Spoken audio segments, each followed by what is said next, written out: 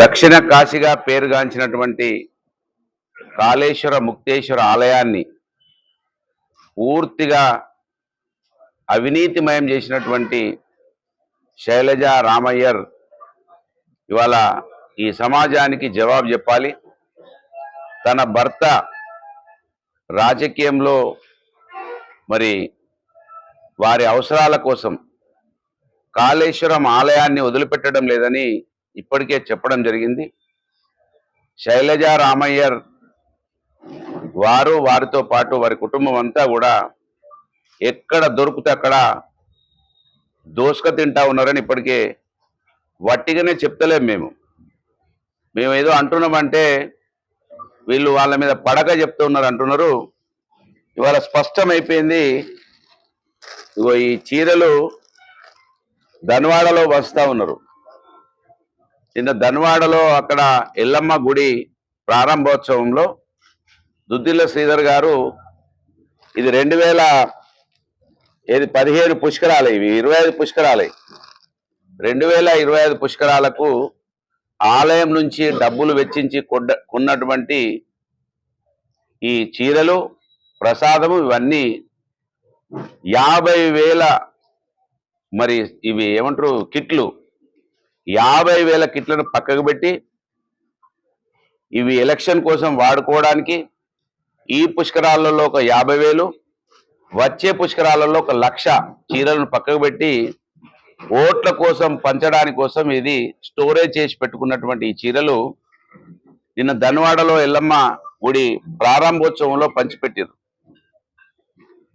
ఆ ఎల్లమ్మ గుడి వాళ్ళు మా గౌడ సోదరుడు పాలు కోయిని పైసలు వేసుకొని పవిత్రంగా చేసుకున్నటువంటి ఆ ఎల్లమ్మ గుడిని కూడా అపవిత్రం చేసింది.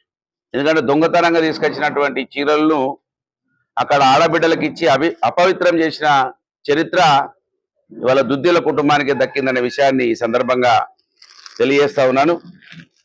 ఇది మేము ఎక్కడి నుంచి వచ్చిందంటారు, ఆయనే ఇచ్చిండి, ఫోటోతో సహా ఉంది. మీరు సోషల్ మీడియాలో ఎక్కడ చూసినా కూడా కనబడుతుంది. ఇదేదో మా ఏఐ సృష్టిో మా సొంత పురాణమో కాదు. ఇది స్పష్టంగా దుద్దిల శ్రీధర్ గారే నిన్న చీరలను పంచిపెట్టిండు. పూర్తి అపవిత్రం చేసి వారి యొక్క అవినీతికి ఇది మరి ఆలయాన్ని వాడుకోవడాన్ని తీవ్రంగా ఖండిస్తా ఉన్నాను. ఇప్పటికే మేము ఇన్ఫర్మేషన్ యాక్ట్లో అడిగినాం, మీరు దేవాలయం నుంచి ఏమేమి డబ్బులు దేనికోసం కేటాయించారు అని అడిగినాం. మేము ఆర్టీ యాక్ట్ ప్రకారంగా నేనే అడిగిన, నా పేరుతోటి అడిగిన. పుట్ట మధుకర్ మాజీ శాసనసభ్యులు మంత్రిని నా పేరు మీద అడిగిన. అడిగితే వాళ్ళు ఏమి చెప్పారంటే జవాబు, సుప్రీంకోర్టు గైడ్లైన్స్ ఉన్నాయి, దేవాలయానికి సంబంధించినటువంటి వివరాలు ఇవ్వద్దని ఉన్నాయి అన్నది. ఏమన్నది సుప్రీంకోర్టు? దేవాలయానికి సంబంధించిన డబ్బు ఎంత ఉన్నది, బంగారం ఎంత ఉన్నది, వెండి ఎంత ఉన్నది, ఇటువంటి భూములు ఎన్ని ఉన్నాయి, ఇటువంటి ఆధారాలు ఎవరికి చెప్పొద్దన్నారు తప్ప దేవాలయం డబ్బులతోటి ఏమి ఖర్చులు పెడుతున్నారో చెప్పొద్దని ఎక్కడ సుప్రీంకోర్టు చెప్పలేదు. ఆ సుప్రీంకోర్టు తీర్పును అడ్డు పెట్టుకొని ఇవాళ వీళ్ళ అవినీతి బయటపడద్దని ప్రతి పండక్కి కోట్ల రూపాయలు దోసుకు తింటా ఉన్నారు. మంత్రిని శాసనసభ్యుడు ఈసారి తమ్ముడు అన్న కలిసి దేన్ని వదిలిపెట్టడం లేదు.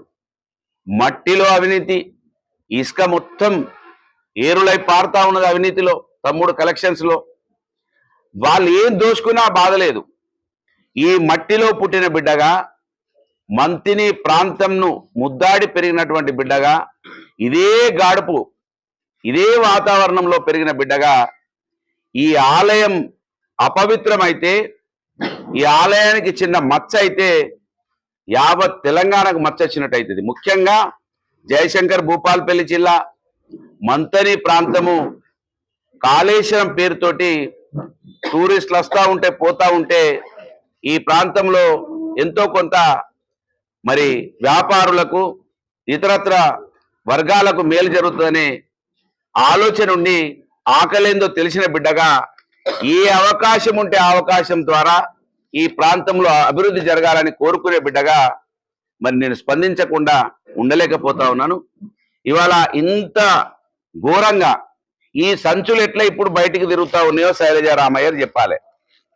శైలజా రామయ్య ఏం జవాబు చెప్పాలి? ఈ సంచులు నీ భర్త ఇవాళ నిన్ను ఎందుకు ఇవ్వాల్సిన పరిస్థితి ఏర్పడ్డది? ఈ సంచులు ఎక్కడి? ఎందుకు నిన్న ధన్వాడలో ఎల్లమ్మ గుడి కాడ ఈ సంచులు తిరుగుతా ఉన్నాయి? మీరు నీతివంతులే కదా, మీరు చాలా గొప్పవాళ్లే కదా, మరి ఈ సంచి ఎందుకు నిన్న ఇక్కడ ప్రత్యక్షమైంది? మరి నేను ఇట్లా కొట్టించినది, నేను కొట్టితే మీ భర్తకి ఇట్లా వస్తున్నాడా? మరి జవాబు చెప్పాలి వాళ్ళ శైలజా రామయ్య.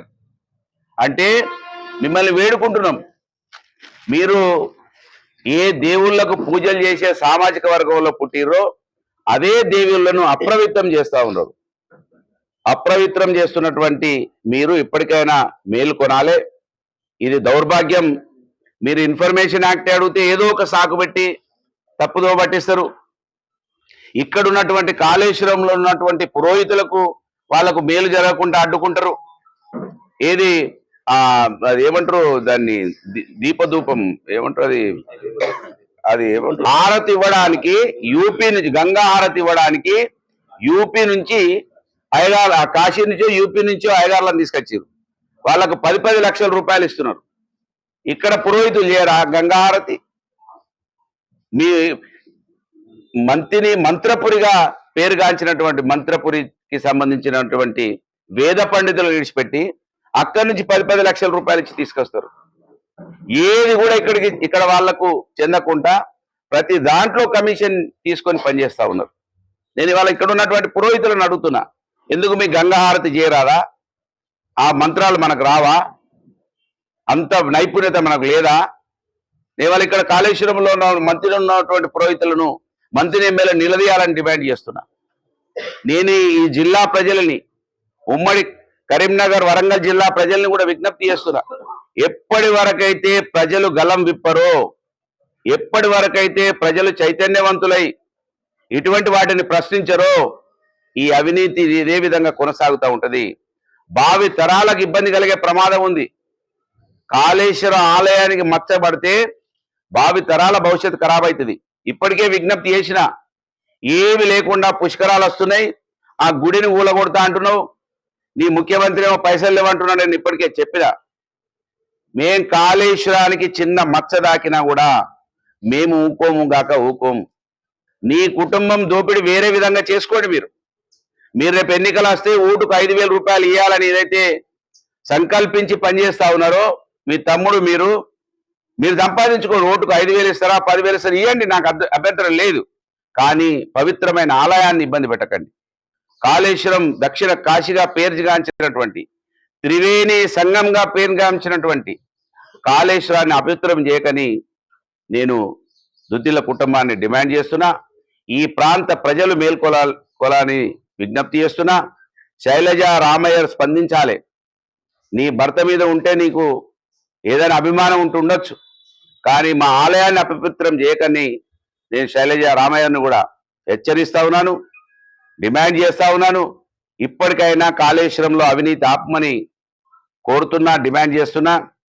ఇది మీ అందరి బాధ్యత కూడా, ఇక్కడ ఉన్నటువంటి పత్రికా మిత్రుల బాధ్యత కూడా.